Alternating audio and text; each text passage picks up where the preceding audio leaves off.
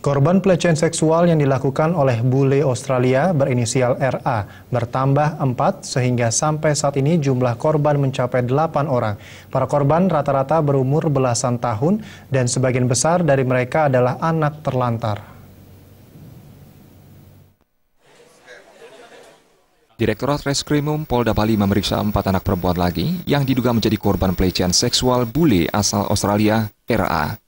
Kabid Humas Polda Bali, Kombes Polisi Heri Wianto mengatakan, saat ini pihaknya telah memeriksa 8 anak perempuan yang diduga menjadi korban tersangka RA. Tidak menutup kemungkinan terdapat korban lainnya yang belum melapor. Ada 4 korban lagi yang sudah kita lakukan pemeriksaan, tetapi hasilnya kita belum tahu karena memang saat ini masih dalam pemeriksaan kita. Ya. Jadi sudah 8 ya, yang diperiksa, yang kita identifikasi mungkin nanti sebagai korban sudah 8 orang.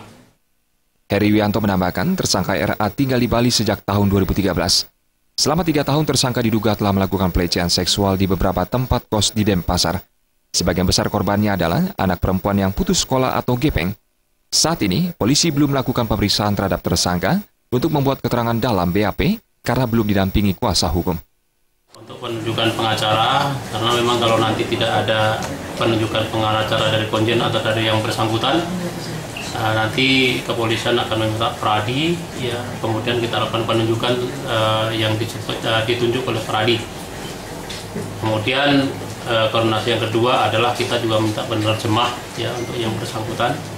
Itu yang kita lakukan hasil koordinasi dengan konjen Australia yang ada di Denpasar. Belum ada pengacara sampai saat ini enggak? Ya. Belum ada. Sampai sekarang belum ada pengacara yang ditunjuk.